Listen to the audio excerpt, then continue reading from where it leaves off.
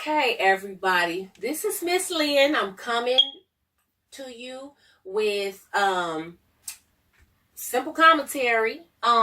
It's real talk with Miss Lynn, and I just want to say to everybody, um, I love you all, and everything I do and everything I'm saying, I'm coming in love. This is my second video, so if you have not had a chance to see my first video, I did do an introductory on myself. And I will say this again, I am not a preacher or a teacher. I'm just a simple messenger. So today, what I'm coming to you with is the same hot topic in the African American community. I know that everybody's going to know what I'm talking about, R. Kelly. But my commentary really actually is not on R. Kelly. So this is a full disclaimer. I am actually coming to you with the reaction to R. Kelly from whoever heard the song, Deitrick Haddon. So, okay, let's be clear before I get into talking about Deitrick Haddon. I do need to say to everybody, I love Deitrick Haddon. I am a big fan of Deitrick Haddon. I think he is a phenomenal preacher. I love just his style. So I do think that he is a wonderful, wonderful individual. With that being said, I had a little bit of qualms with what I saw on Instagram this morning. And since then, actually, he actually took it down. So it's been taken down, his response to R. Kelly. And I would have liked to have got that footage. So if anybody finds that footage or whatever, please send it back to me, because I want to make sure that I am being 100, giving him the full benefit. I don't want to change anything up that was said. So what I'm going to say to you is just off of my memory.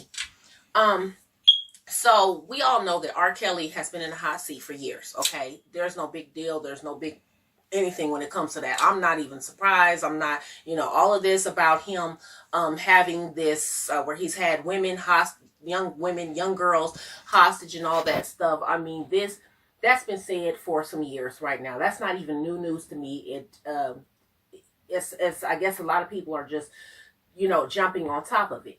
But my issue with the situation right now is that when it comes to Deitrick Haddon, what his response and his wife's response were, it was a little surprising, because even though he and his wife said that they're not being biased, they still lean towards some very biased things that they kind of said. And one of the issues that I really kind of had with it, and it wasn't a really bad thing, it was just kind of like, okay, it was a little shocking, because I noticed that they were putting themselves, even though he's not saying it directly, if you listen, you can hear that they have some personal issues with the public humiliation being brought down publicly. And they're talking about how we like to see our black celebrities torn down and things like that. Well, be clear. The black community, when R. Kelly first got all of these allegations years back, most of the black community was still on R. Kelly's side. But when you start to see that a person hasn't learned their lesson and they're still continuing certain things, you start to go in, okay, you deliberately doing this stuff. You're not trying to change. You haven't learned from your ways. So there's no remorse. So you start to lose people. So if everybody doesn't know, if a lot of people don't know, Deitrick Haddon was publicly talked about years back. He was in the news himself. He was in a hot seat. There was a situation where he was accused of cheating on his wife. So if you're new to this and you don't know, this is the situation. And this is part of why I think that they were kind of leaning towards how they didn't think that he should be publicly torn down like this. Because he had a similar experience. And the situation was he was accused of cheating on his wife. His wife actually said that he cheated on her during their marriage and got another woman pregnant. Deitrick was saying was true, but we also got the feeling that there were some gray areas, and one of those areas that I always wondered about was in 2011 when he says you guys were going through a divorce and going through the process of the divorce when he met his now wife Dominique and got her pregnant, that he was not with you and that he was going through a divorce at that time. So does that timeline match up to what he's talking about? It does not. It does not. It was the month of we separate. Well, he left in the month of June of 2011. No, actually, he left 2 days after I buried my mom.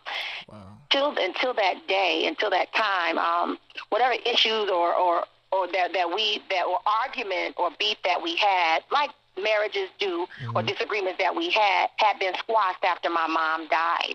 And so I was under the, I wasn't under the impression at all that he was going anywhere. But 2 days after I buried my mom, he came home and left.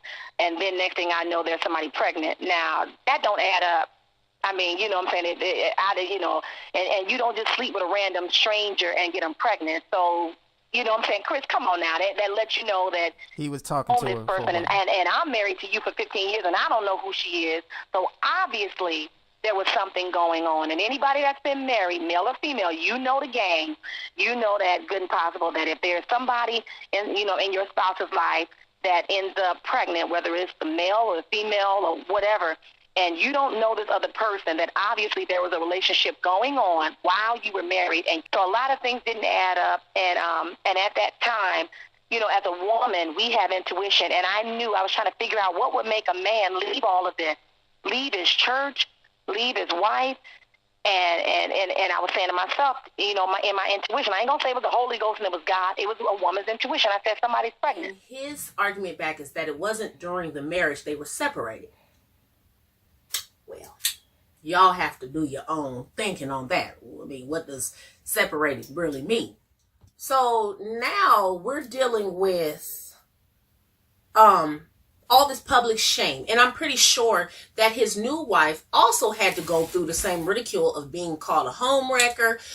She probably got called everything under the sun. So I'm pretty sure that this affected them. So when you're talking about someone else being publicly shamed, we've got to be careful that we're not putting ourselves into it. Even though they didn't say that they were, that they felt that way, you could hear it. And it sounded very biased. Even though he was saying out of his mouth, I'm not being biased, it still sounded that way. And when you start to go into blaming everybody else except for the person in hand, that's where I have an issue. I'm sorry. We can say, well, who shot Paul and who shot John? But at the end of the day, if I did the sin, if I'm the one that did it, I'm the one that's guilty. I'm not going to take everybody down with me just because I couldn't control myself. So we're trying to make everything be about everybody else when here's the number one, the numero uno. R. Kelly was responsible for his actions, plain and simple. I don't want to hear that, he was abused and stuff like that. Everybody wants to play the sympathy boat. But you know what? There's a lot of us that were abused. I have been abused. I've been sexually molested. I've been raped. I know what that feels like to be in the victim seat. But at the same time, I know what it feels like to be the accused as well. So to come from a place of one side or the other, you cannot do that. And in this situation, I'm looking at R. Kelly was singing songs about bump and grind.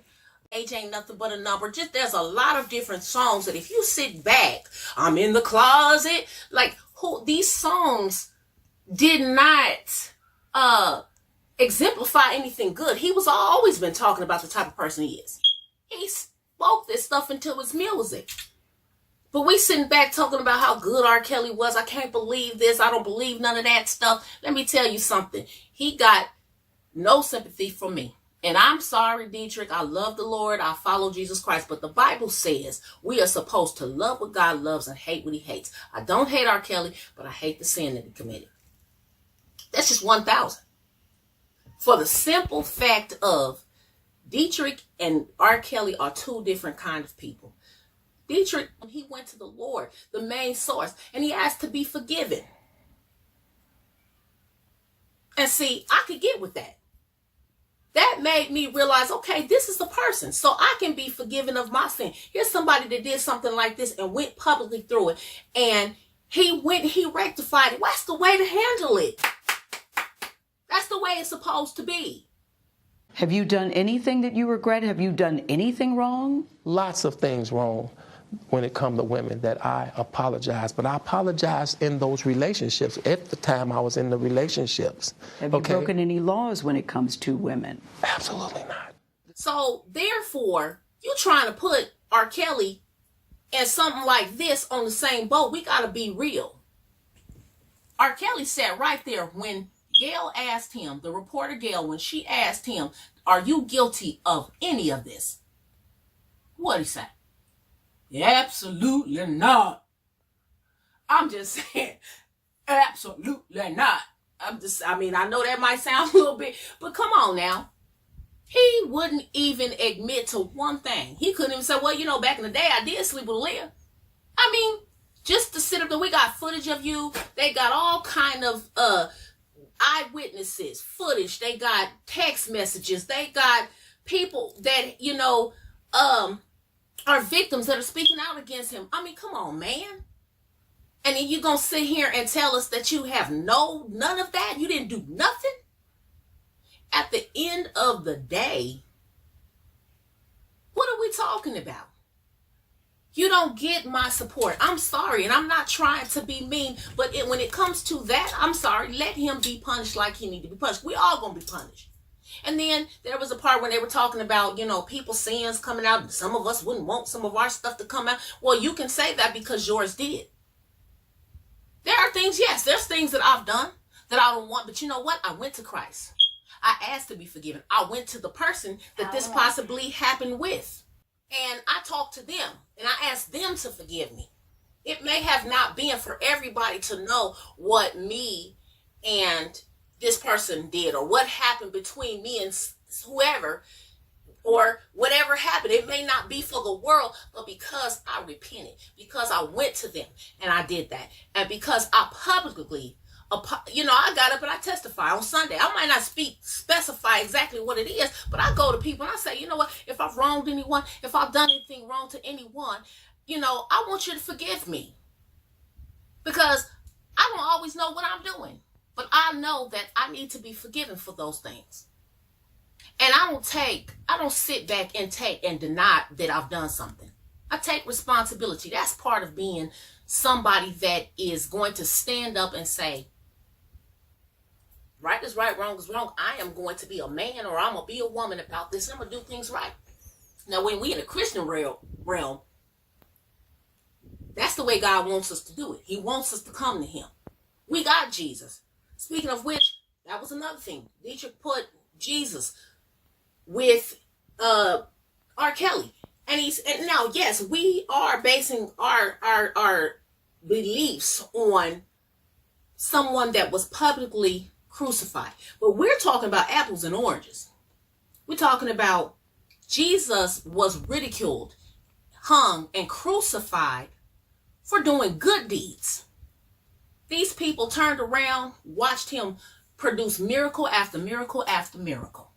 And we're not talking about, he was actually accused of being a sorcerer.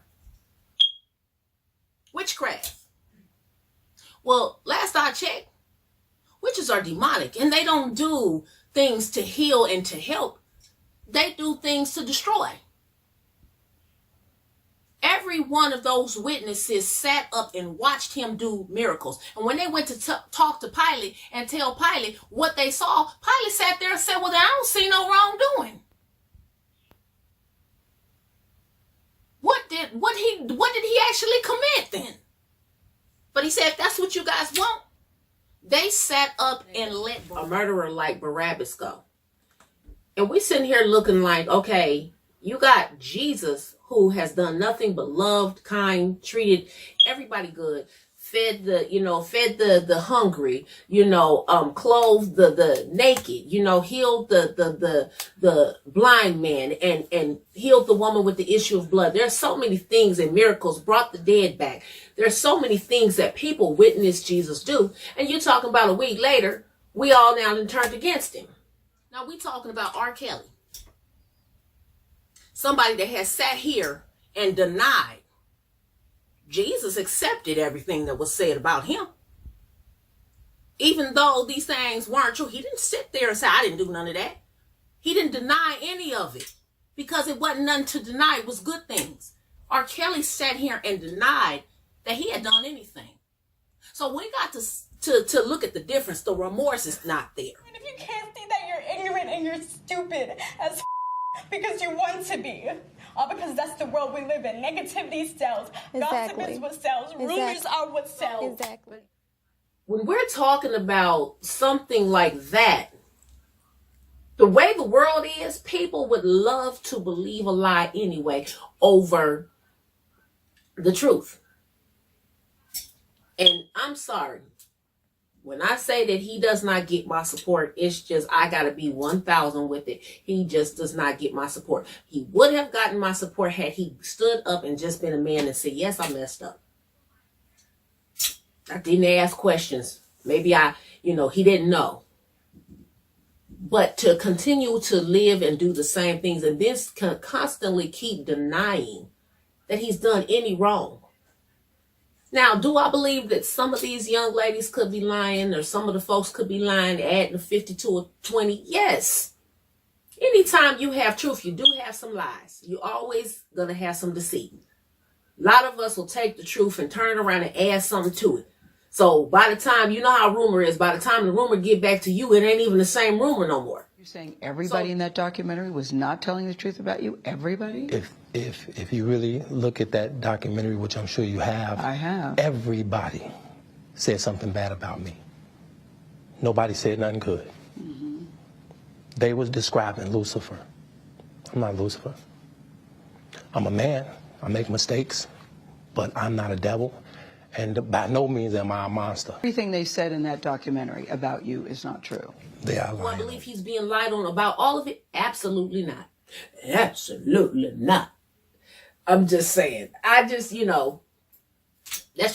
just my take on it. So I love Dietrich. This was not a bash on Dietrich. I just wanted to be clear that sometimes we put our own selves into things, and then when we start talking, you can hear us leaning towards one side or the other. And in this case, I just have to say, I'm stating the obvious. The body language, it's a lot of things that have given R. Kelly away. I'm sorry. The poor acting, it just, people cannot like me and they can be upset with what I'm saying, but I come from a place where I try to be honest. And I try to give love and encouragement and understanding where it's deserved. But I cannot stand back and give you that if you deny that you've ever done any wrong. Have you ever had sex with anyone under the age of 17? No. Never? No. I just can't do it. And one more issue that I really had with him, and I know this was already brought up, but that jumping up, he acted a monkey. He got up and got to hooping and hollering like he was 5 years old, number one. So that make you go, okay, where's his mental capacity? And two, like he got up and he acted like he was going to punch Kelly, got to doing this and stuff. And let me tell you something. There were allegations that he was abusive. If I see somebody jump up and get to slamming their fingers and going on, he looked like on a couple of frames, and I'm going to actually put it up here on the screen so you can see. There was a spot where he looked like he was going to hit her. Stop it. Y'all quit playing. Quit playing. Robert. I didn't do this stuff. This is not me. Y'all, I'm fighting for my life. Y'all killing me with this. I can't. 30 years of my career. Robert. 30 years of my career. Y'all trying to kill me. You're killing me, man. This is not about music. I'm trying to have a relationship with my kids, and I can't do it. Y'all just don't want to believe the truth. You don't want to believe it. I freeze framed it and everything for you because I needed you to see how close this man was to this woman. I'm sitting there looking at poor Gail thinking to myself, is he about to hit her? And if I were her sitting there, I'm not going to even sit here and lie to you. I probably would have been flinching. I probably would have got up. I am not the kind of person where you can stand over me and flail and do all of this and doing all that, because I have been in situations and I have been hit. And let me tell you something. That would have triggered something for me. So, he kind of displayed this, that he wasn't stable. Is it a three-way sexual relationship? Sexually? Well, first of between all, the I'm three not of you? here to talk about my personal life. Okay. And I would never share with no one what I do in or outside of the bedroom. And as a woman, I'm sure you would not either. No, I wouldn't, but Okay, then. So, no, no, you're next right. question. No, you're right. I would not, but this is a very different circumstance. And it's very clear that the young lady in the black, I mean, she was so defensive. I'm telling you, let me tell you something. Baby girl got super smart with Gail. We ain't got to talk about no sex life and next question. I mean, it was just, number one, was evasive. And you could tell it was, you know, they were put in a situation, because it's probably embarrassing, number one, to be sitting on TV and you really are defending somebody that's pimping you out. I mean, what is really going on with these two young ladies that they are allowing a man to make them think it's okay to share? What is your relationship, both of you, with R. Kelly? We're with him. That's our relationship. We're with him. Yeah, We that's live what with it him, is. And we're in a relationship with him. Right. You just said it. A very strong relationship as Both well. of you? Yes, Yes. most definitely. Because see, you got to think that they're girls. This is what I keep on saying. They are victims. Because when you get a certain age, you know dang on well you are not about to sit up and share a man. Unless you got something, you kind of, you got you're a little special. If you special and things like that, you might do something. But this is how pimps do. Do not pimps sit there and brainwash these young women. They get these girls that are young. They don't want no old chick, because a lot of times these old chicks already got the game better than them. So they like to go after the young. The devil likes to go after the weak. And furthermore, these are not just young girls. These are young women. What does the Bible say about the women? Women are the weaker vessel. Now, we don't mean that it doesn't mean it in a way of we so weak and we can't handle ourselves. No, weak meaning that we are easily to be deceived. That's just the real talk. We easily to be deceived. If you think that, you don't think that, history repeats itself. Look at Eve. First woman to get deceived. It didn't say Adam got tricked first. It said Eve got tricked. She was the first to be deceived. And what did Adam do? Just like R. Kelly. Pass the buck.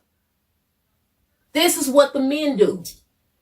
The men do the deceiving and passing the buck. Well, you know, she and this and that, instead of standing up in their own responsibility. History is only repeating itself.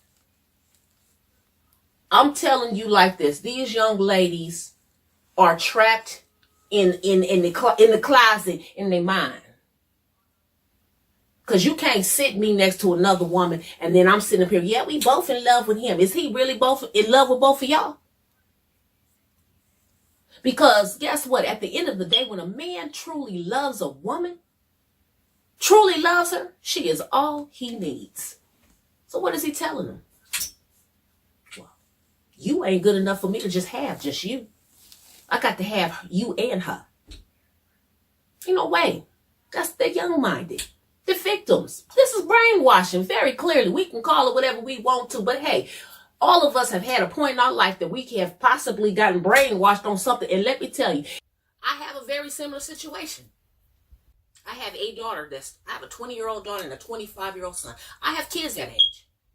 So I can clearly tell you that kids will lie, are easily to be brainwashed. At that age, it is very easy for them to be doing something that they're not supposed to be.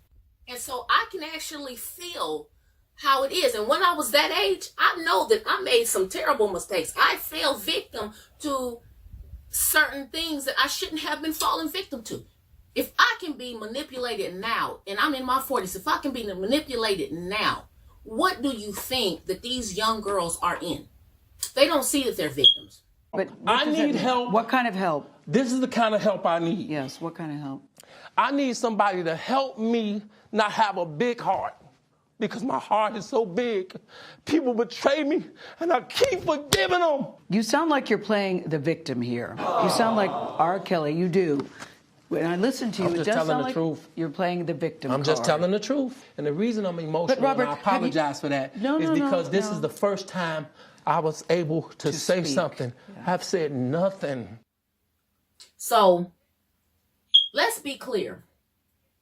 When we sitting here saying certain people ain't victims and things like that, young people are, until they learn how to come out of being a victim. I was a victim until I learned how to come out of being a victim. And it took time, and it took age, and it took wisdom, and it took strength, and it took God. Having a relationship with the Lord is what opened my eyes to see what I was really trapped in. Do I pray for R. Kelly? Yes. I pray for him. And I hope that his eyes are opened up. But at the end of the day, that's got to be a choice of his. I pray that these young ladies' eyes are open to the truth, that they get to finally see that they're being trapped. And I hope that I didn't offend anyone, but I just got to be straight up, because the Lord put things on my heart. And just this morning, I wasn't expecting to sit up and see what I saw on Instagram, but I just wanted to come on that and just say that, you know, I understand that some things are personal for people, but if we're going to talk about somebody else and we're going to say that we are not being biased, we got to be very, very, very clear on not being biased. So with all that being said, I just want everybody to know I love you. And I thank you for viewing. And if you like this video, please hit the subscribe, get that bell so you can get my next video. Once again, if you need prayer, please, I have a link down below where you can go, where we can, you can send me a message.